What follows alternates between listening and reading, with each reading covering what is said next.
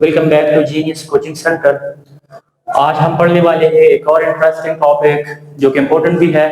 Topic है metallic bond जो कि लॉन्ग क्वेश्चन में आता है, और इसके साथ है एक short questions properties of metal या मेटालिक बॉन्ड के प्रॉपर्टीज या कैरेक्टरिस्टिक, वो भी हम इसी लेक्चर के अंदर सीखेंगे। आइए स्टार्ट लेते हैं। मेटालिक बॉन्ड क्या है? The electrostatic force of attraction between positive charge metal, मतलब एक ऐसा फोर्स जो metal positively charge metal cation and delocalise या मोबाइल इलेक्ट्रॉन। सिंपल अल्फाज में कि ऐसा फोर्स हो जो डीलोकलाइज इलेक्ट्रॉन और कैटायन मेटल से बनता है ना, तो जब मेटल इलेक्ट्रॉन लॉस कर ले तो कैटायन में कन्वर्ट होता है, और जो इलेक्ट्रॉन इसने लॉस किए हैं इन इस पॉजिटिव चार्ज मेटल और इस इलेक्ट्रॉन के बीच में जो इलेक्ट्रोस्टैटिक फोर्स मौजूद है, जो अट्रैक्शन मौजूद है, उसको हम मेटालिक बॉन्ड कहते हैं। कंफ्यूज आप लोगों ने नहीं होना। इन अदर दूसरे अल्फाज में ये इसका कोई कंफ्यूजन नहीं होना चाहिए। अच्छा, मैंने एक लफ्ज ऐड किया है यहाँ पे कि दो electrostatic force. Electrostatic force ionic bond में भी था, मतलब जब एक प्लस चार्ज पार्टिकल हो दूसरा माइनस चार्ज पार्टिकल हो, उनके बीच में जो फोर्स होता है उसको हम इलेक्ट्रोस्टैटिक फोर्स कहते हैं। तो आप लोग इसमें कंफ्यूज नहीं होना। अगर नहीं कवर कर पाते या याद नहीं रख पाते तो आप लोग सिंपल लिख ले the force of attraction between cation and delocalise लिख ले, या साथ में मोबाइल भी लिख ले। मोबाइल मतलब फ्री, डीलोकलाइज का मतलब जिसका लोकेशन मालूम ना हो, जिसका कोई जगह मालूम ना हो। तो वो अल्फाज आप चेंज कर सकते हैं, सिर्फ मेन आइडिया ले लें। इसके अलावा दूसरे अल्फाज में in other words metallic bond is the force of attraction between metal cation के बीच में एंड सी ऑफ इलेक्ट्रॉन, और जो इलेक्ट्रॉन का समंदर है उनके बीच में जो फोर्स आता है क्रिएट होता है उसको हम मेटालिक बॉन्ड कहते हैं। इसके बाद मैंने इसका बनाया है डायग्राम बाद में मैं एक्सप्लेन कर रहा हूँ। मैंने वैसे बनाया पहले, आप लोग कोशिश कर ले कि पहले ये एक्सप्लेन कर ले या इसका फॉर्मेशन एक्सप्लेन कर ले और डायग्राम आप लोग बाद में बना ले, तो मैं ये बाद में एक्सप्लेन करूंगा। फॉर्मेशन क्वेश्चन इस तरह है ना, लॉन्ग क्वेश्चन है बुक में कि what is metallic bond and explain the formation of metallic bond. वो तो मैंने ऊपर इसका डेफिनेशन लिख दिया, इसके बाद इसका फॉर्मेशन है कि कैसे बनता है। तो due to greater size valence electron of the metal are loosely bonded. अक्सर जो है मेटल्स पीरियोडिक टेबल के इस साइड पे मौजूद है, इस साइड पे मौजूद है, मतलब लेफ्ट साइड पे मौजूद है। तो क्या होता है, उसका साइज ग्रेटर है।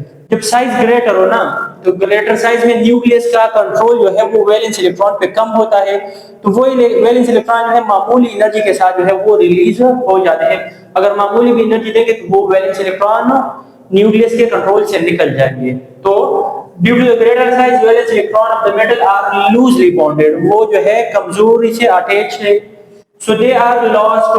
अब जो लूजली बॉन्डेड इलेक्ट्रॉन, यहाँ पे जो वैलेंस इलेक्ट्रॉन थे वो लॉस हो गए, वो यहाँ पे आ गए। ये इसके जो इलेक्ट्रॉन है वो, मेरे पास जगह कम है इस वजह से मैंने आप लोग कोशिश कर ले कि हर एटम के साथ इसका क्या कर ले, इलेक्ट्रॉन लगा ले। So they are lost and change itself to positive cation. अब जब मेटल इलेक्ट्रॉन को लॉस करेंगे, फॉर एग्जांपल सोडियम मेटल है, कौन सा है, सोडियम है, इसने अगर इलेक्ट्रॉन को लॉस कर लिया तो ये कन्वर्ट हो जाएगा किस में, Na+ में कन्वर्ट होगा। किस में, Na+ में कन्वर्ट हो जाएगा। और इसके बाद जो है वो जो इलेक्ट्रॉन है वो इसके साथ यहाँ पे आ जाएगा, इलेक्ट्रॉन इसके साथ आ जाता है। सो अब मेटल पे कौन सा चार्ज वो क्रिएट हो गया, प्लस, तो इसको हम क्या कहते हैं, कैटायन कहते हैं। मैंने लिख दिया कि they are lost and change itself to positive charge. अब ये जब इलेक्ट्रॉन को लॉस करते हैं उसको कैटायन में कन्वर्ट करते हैं। These positive charge are arranged themselves in a fixed regular lattice structure। ये जो इलेक्ट्रॉन पॉजिटिव चार्ज कैटायन है ना, ये खुद को एक फिक्स रेगुलर शेप में अरेंज करते हैं, क्यूबिक शेप में खुद को अरेंज कर लेते हैं। एक क्रिस्टल लैटिस में ये खुद को प्रॉपर्ली अरेंज कर लेते हैं। अच्छा, नंबर 4 पॉइंट है the valence electron are free to move and hence called mobile या डीलोकलाइज इलेक्ट्रॉन। अब इसके जो वैलेंस इलेक्ट्रॉन थे ना, इसका ग्रेटर साइज था सोडियम का ग्रेटर साइज था, यहाँ इलेक्ट्रॉन मौजूद थे। जब इलेक्ट्रॉन इसने लॉस कर लिया तो अब ये इलेक्ट्रॉन जो है ये फ्री है, मतलब कि मेटल के कंट्रोल से इलेक्ट्रॉन निकल गया है। तो जब निकल गया, अब इसका लोकेशन मालूम नहीं है, मतलब ये डीलोकलाइज है। हम अक्सर ना कंफ्यूज लोकल और नॉन लोकल, लोकल चीज या लोकल गाड़ी और नॉन लोकल। लोकल का मतलब है लोकेशन, मतलब जिसका जगह मालूम हो, और डी लोकलाइज जिसका जगह मालूम नहीं, मतलब ये कहां से बिलोंग करता है। तो अक्सर इसमें हम कंफ्यूज भी हो जाते हैं कि लोकल व्हीकल या लोकल चीज है और ये नॉन लोकल है। तो हम समझते हैं कि ये लोकल जो है ये कोई आम सा चीज, मतलब उस जगह से ताल्लुक रखने वाला। फॉर एग्जांपल मैं कराची में हूँ, कोई कराची का बाशिंदा है तो ये कराची का लोकल पर्सन है। कोई बाहर से आया है तो इसका मतलब है कि ये कराची का लोकल नहीं है, वो नॉन लोकल पर्सन है। या इसी तरह गाड़ी या व्हाटएवर जो भी है। तो the valence electron are free and hence called, उसको हम मोबाइल या डीलोकलाइज इलेक्ट्रॉन कहते हैं। The electrostatic force held both, both का मतलब मैंने यहाँ शॉर्ट करके लिख दिया है। बोथ का मतलब कि कैटाइन प्लस प्लस क्या, वो डीलोकलाइज इलेक्ट्रॉन। कैटाइन और डीलोकलाइज इलेक्ट्रॉन, एक पे प्लस चार्ज एक पे माइनस चार्ज। तो पहले मैंने बता दिया कि इनके बीच में कौन सा फोर्स क्रिएट होता है, इलेक्ट्रोस्टैटिक फोर्स क्रिएट होता है। तो आप लोगों ने ये पॉइंट्स इसके 1 by 1 याद रखने हैं कि मेटल का साइज ग्रेटर है, इलेक्ट्रॉनिगेटिविटी कम है, तो अपने वैलेंस इलेक्ट्रॉन को खो देते हैं, लॉस कर लेते हैं। जब लॉस करेंगे तो दूसरा पॉइंट ये है कि इस पे प्लस चार्ज क्रिएट होता है, इसको हम कैटाइन कहते हैं। तीसरा पॉइंट ये कि ये कैटाइन कैटाइन कैटाइन ये हो तो एक रेगुलर स्ट्रक्चर में अरेंज कर लेते हैं। नंबर चौथा कि इलेक्ट्रॉन जो है वो डीलोकलाइज है या वो मोबाइल इलेक्ट्रॉन है। और नंबर 5 ये कि इलेक्ट्रॉन और कैटाइन के बीच में जो फोर्स मौजूद होता है उसको इलेक्ट्रोस्टैटिक फोर्स हम कहते हैं। इसके बाद प्रॉपर्टीज ऑफ मेटालिक, अच्छा डायग्राम जो है आप लोग कोशिश करेंगे, आप लोग यहाँ बनाएंगे। तो एटम जब इलेक्ट्रॉन लॉस कर लिया तो ये ना इलेक्ट्रॉन यहाँ पे एक समंदर बना लेते हैं, इर्द गिर्द जो है इलेक्ट्रॉन का एक समंदर बन जाता है। फॉर एग्जांपल यहाँ पे आयरन है, तो आयरन के जितने भी वो वैलेंस इलेक्ट्रॉन लॉस कर लेते हैं, कॉपर या कोई और है तो अपने वैलेंस इलेक्ट्रॉन, तो यहाँ पे इलेक्ट्रॉन का एक समंदर जो है वो बन जाता है, वो एक एम्प्टी खाली स्पेसेस में घूमते रहते हैं। तो आप लोग ये पॉइंट जो है ये आप लोग को बाद में वाले डायग्राम बना ले। इसके बाद प्रॉपर्टीज ऑफ मेटल या मेटालिक बॉन्ड के, मेटल्स के प्रॉपर्टीज क्या है। तो प्रॉपर्टीज जो है वैसे पॉइंट नंबर 1 ये है, लेकिन आप लोग यहाँ से स्टार्ट ले ले कि मेटल जो है वो सोनोरस होते हैं। अब मार्कर नॉन मेटल है तो ये आवाज प्रोड्यूस नहीं करते, या अगर मामूली आवाज निकलिए ये वाला आवाज नहीं। अगर मेटल किसी मेटल लोहे को आप लोग बीट करेंगे तो वो प्रॉपर आवाज प्रोड्यूस करेंगे। दे आर साउंड प्रोड्यूसिंग, वो साउंड प्रोड्यूस करते हैं because of the vibration, vibration की वजह से एनर्जी ट्रांसफर और पूरा फिजिक्स में वो है।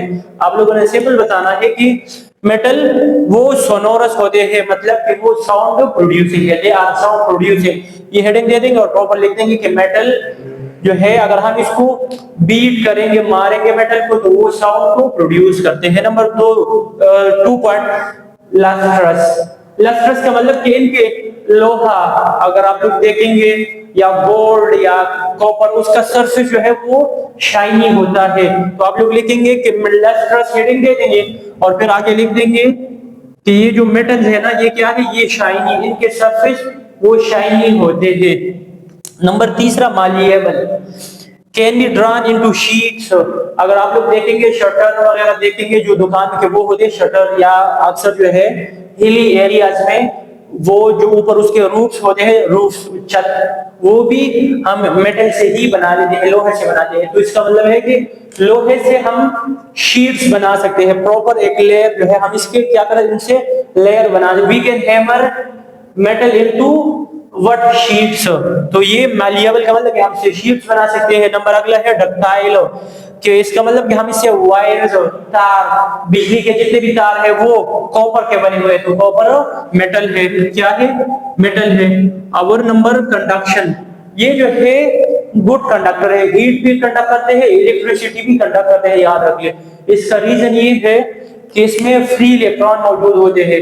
अगर हम इसको इलेक्ट्रिसिटी प्रोवाइड करेंगे तो ये मेटल इलेक्ट्रिसिटी को प्रोवाइड कंडक्ट करेंगे। तो कॉपर को आप लोग देख ले, गोल्ड को देख ले, सारे मेटल है और सारे गुड कंडक्टर है, हीट भी कंडक्ट करते हैं, इलेक्ट्रिसिटी भी कंडक्ट करते हैं।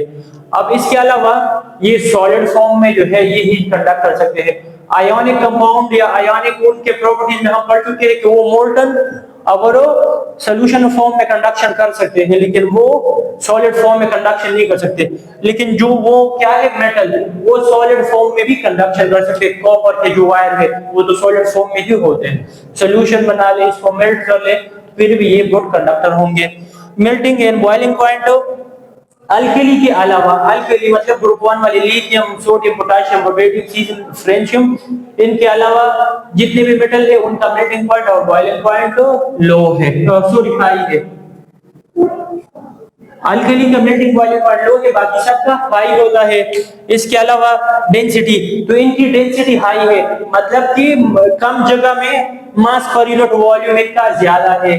पर यूनिट वॉल्यूम इसमें होने ज्यादा जो है इनका मास ज्यादा होता है, तो या कम जगह में इनका ज्यादा मास मौजूद होता है, तो इस वजह से इनकी डेंसिटी ज्यादा होती है।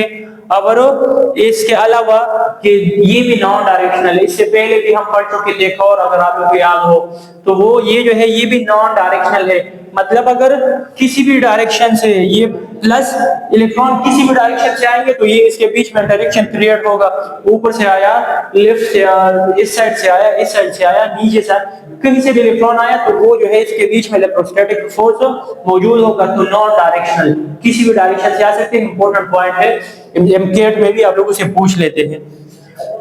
Nature, it can change shape. अच्छा, नॉन डायरेक्शनल की वजह से ये चेंज शेप को चेंज कर सकते हैं कि metal can change shape because, तो आप लोगों ने टेक करना है कि नॉन डायरेक्शनल नेचर की वजह से इसका शेप हम चेंज कर सकते हैं।